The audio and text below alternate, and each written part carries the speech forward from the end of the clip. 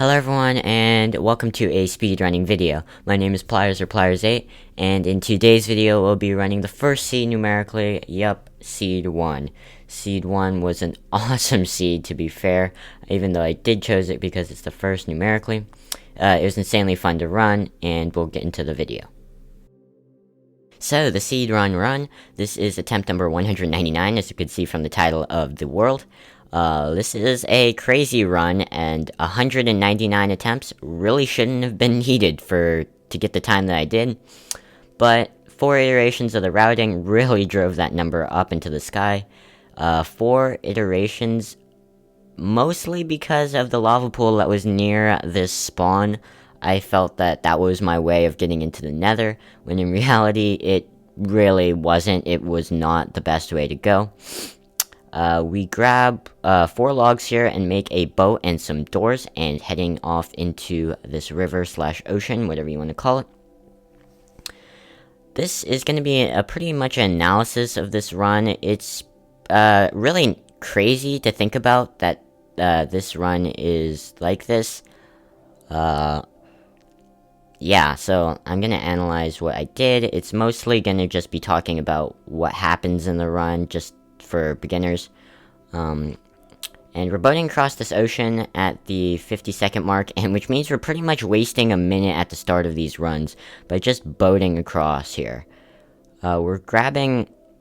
we don't get a dolphin, which is kind of sad. If we get a dolphin here, we could have done this 5 to 10 seconds faster, which means we probably would already be mining for buried treasure, which is what we're going to be doing at the end of this ocean.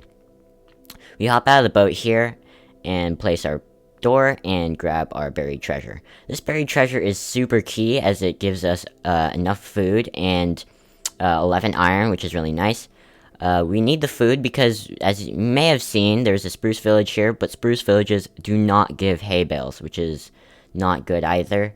That's why I don't like spruce villages, but I mean, some other speedrunners like spruce villages, so I guess it's a matter of preference. We're grabbing a ton of leaves here. This is for building blocks, and we had so much iron, so I thought I might as well use the shears. We do some offhand swaps here to get our inventory settled. I really like my food in my 6th slot and my blocks in my 9th slot, which allows me to hotkey a lot easier. We grab some beds here, and this is so we can one-cycle the dragon, and we don't need to high roll on wool trades as much. We get all of our wood that we need for the entire run in this chest as well, so this is a really nice chest, and more bread as well, which is more food. We craft some tools, and a bucket, which is, I mess up the bucket crafting, don't look at that. We also craft a shield here, not necessary, but it's pretty nice as it gives us some leeway if we don't get fire resistance from pickling trades. So here we go, we're heading off to a blacksmith. As you may have noticed, I did not craft an iron pickaxe, and that is exactly why. We're going to get one from this chest right here. And some extra food. I almost never use those apples, so don't know why I grabbed them. Actually, I do. I used them when I got, like, 2 stacks of pearls, so I could pearl around a lot, and I ran out of food a lot quicker, so I would use them then. So we grabbed some sheep on the way to where we're going to build our portal. And these sheep give us some wool, which is really nice. I really high rolled on the wool this time. I know that I said that I grabbed those beds because I didn't want to rely on this wool that I get from these sheep. But I actually get a lot from those sheep, so it works out completely fine. I have an excess of beds in this run.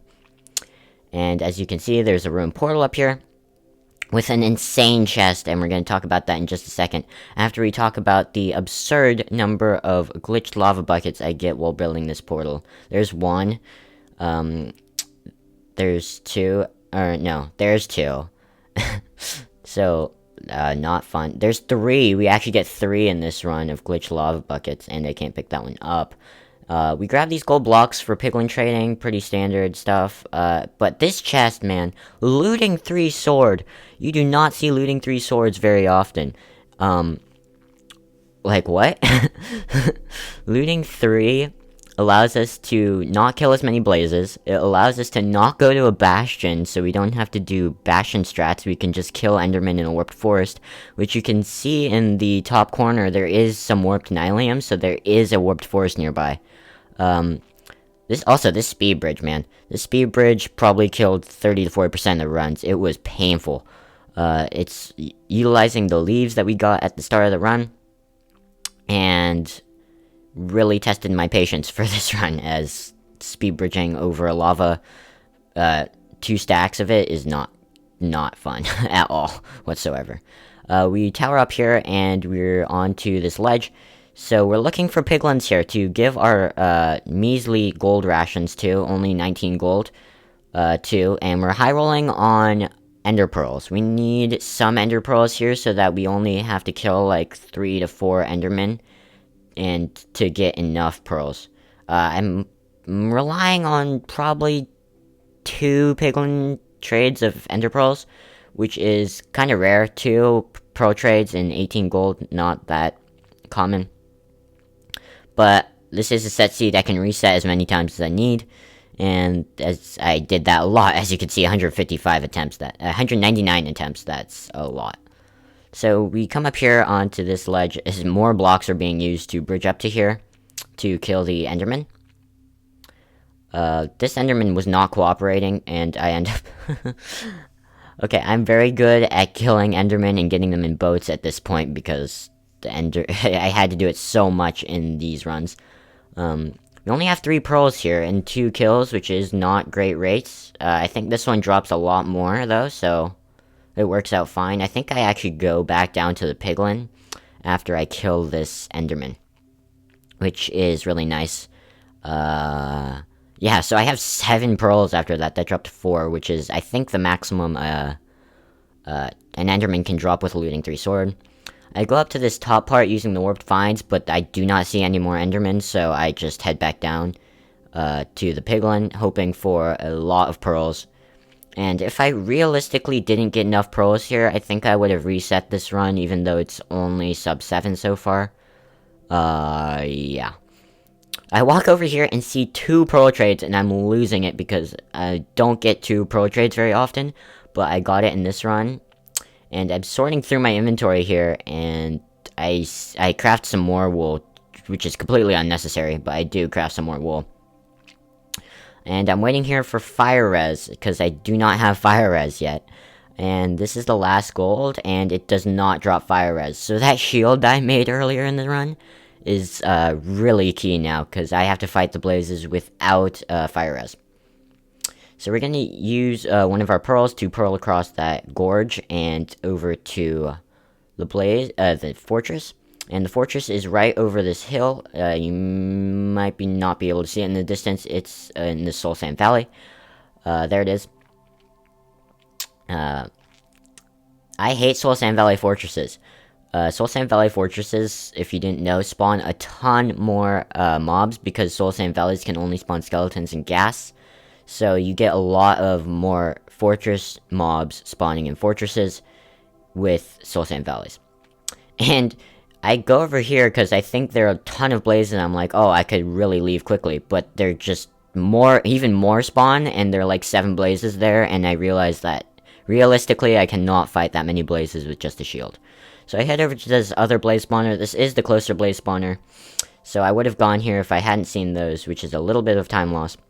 But it's fine. We can kill these guys. I bat this guy over to the other bridge, which is really nice. I actually get him close enough where I can pick up the rods that he drops. And I start clearing out this blaze spawner, but the rates on this were completely fine, as again, I do not need that many blazes to spawn because I have the looting 3 sword. I'm worried that there's just too many blazes in this spawner to realistically be careful. I'm risking it. I'm also risking it right here because I do not know how many blaze rods I have. I was freaking out because there's so many blazes shooting at me right here, but that's why I left without checking my inventory. I think I have 7 rods, but in the moment, I realistically knew that I killed 4 blazes and got some drops from them. So I realistically could be leaving with as little as 4 right now, which would not have been good. That would have been an instant reset when I do check my inventory later. But I actually checked my inventory there, but I didn't look for the rods. I looked for something else. I don't know what. But we also did get enough pearls from the piglin to pearl around this much. Right here, I checked for my rods. There, I have 7. And we're leaving the nether sub 10, which is really good, but it is a classic run, so that means that we aren't blinding, which means that this travel is going to take a really long time. Strongholds can spawn like 15,000 blocks from the origin, or 0, 0. I did not check to see how far this one was from the origin, but I just went to the closest stronghold at this point. And it should take me around 3 minutes to get there, which isn't extremely long. It gives us an adequate time to fight the dragon. I don't pick up the boat there, which leads me to throw my last pearl that I can throw. And I I don't clear the river. That was really bad. So it wasn't really much of a time save. I meant to clear the river with that pearl. We also use the boat a ton here, which is a strategy that I recommend using the boat as much as possible, because the boating is faster than sprinting. It might not be faster than sprinting if you're me, though, because I seem very good at not picking up boats, as I miss another boat pickup here. Yeah, so just traveling, not much to say here. Yeah, just going. I have 12 pearls right now, and it is a 1-eye, but I do not want to throw that last pearl, because if I don't have a pearl in the end, I seem very good at throwing to the I'm very good at throwing the end fight if I do not have an extra pearl to play around with. So that is why I'm saving that last pearl. And I think it should be pretty much boat travel from here on out. This river is really nice and leads us all the way to the stronghold. I think that is ocean exposed. Wait, what? Oh, yeah, no. I'm sorry. This river, we have the small cut in the river, but that's not that big of a deal.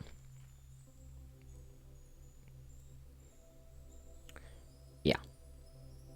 So, we're here at the sub 12, which is pretty good pace, I would say. Sub 12 here is realistic sub 15 pace, but you would need a god perch, I think. Yeah, so I would say the limit for this world is probably sub 14 if you're really good and have really good mechanics and you high roll on pearl trades and you get fire res. I think you could probably run the seed sub 13, or not sub 13, sub 14, but yeah, I think sub 17 is realistic for my capabilities. I'm not a very good mechanical player. I check my coordinates here, and I'll have them up for the rest of the runs, or until I find the stronghold, so that I know where to dig. And getting this dolphin here was also huge, because that allowed me to cut off probably 10 to 15 seconds of my time. Dolphins are much faster than boats, so you always use the dolphins when you can. And this drowned monument, I actually died there, I think, a few times, because I don't know what it is with my drown luck, but they always spawn with tridents. Not fun. And so here you can see the stronghold generating right there. It is ocean exposed, but I'm not going to be digging down where it's ocean exposed. I'm going to be digging down in this weird spot, so that I dig straight into the portal room. I put a non-flammable block on my hotbar so I can do this thing. And we're entering the end sub 14, which is really good for this seed. Really good for me for this seed. I know this can be sub 14 if it's really optimized. Craft our beds here, which is probably a time loss if I crafted them later, but it's fine. I wanted to play the safe. It was pretty good pace, and I was going for sub 17, so it's completely fine. Digging up out of this buried thing, and the end fight. I'm gonna tell you, I am not very good at the end. It is the most important part of the run, but I am not very good at it, so This is gonna go a bit strange. I have a compilation of a whole bunch of like end fails at the end, just for your viewing pleasure. And we're going to put our one cycling pillar up here. I only got one piece of obsidian from those that piglin, so that was very key there. I cannot one cycle the other way, so getting that one piece was really huge. I don't think I even got crying obby from that piglin. We're pillaring up in a weird place, but that's because this end island doesn't go back to Z71 or X71. I'm not sure. I think it's Z71. But it doesn't quite go back that far, so I just pillar up here. This dragon also not cooperating, man. He throws so many fireballs at me, it's kind of ridiculous. This seed run, it was fun, but I'm gonna be trying to do seed 2 next, but the seed 2 seed, I looked at it, it is not gonna be easy. It's probably sub 20able, but it's not gonna be easy. It's probably gonna take a lot of resets, and if I mess up the routing a few times, it might take me upwards of 150 attempts like this one did. I'm also probably going to be posting a RSG run, which I got recently. It was a sub 25, which is pretty good. And this dragon's still not cooperating, still not perching. This isn't even a decent perch at this point, but it does snap here. Oh, no, it doesn't. No, it doesn't, I lied. Which is even worse. It's now kind of a bad perch. I've been sitting here for like, in the end, for 2.5 minutes, and finally perch is there. So, this realistically could have been sub 16, even though I was going for sub 17. Yeah. I 5-bed the dragon. No, 6-bed the dragon here, which is kind of nice. No, 5-bed. I 5-bedded the dragon, which is really good for me. Yeah. So, 16, 21, 29, which is pretty pog. So if you did enjoy the video, I would appreciate it if you did like and subscribe. This is my first video on the channel. I will be posting some other speedrunning content, such as my RSG sub 25, an FSG sub 20, and my Seed 2 video, and maybe even a Seed 3, you never know. Seed -1 is actually a pretty good seed, so I might do that one as well, even though it is a negative number. It is still the first numerically going the other way, so never know.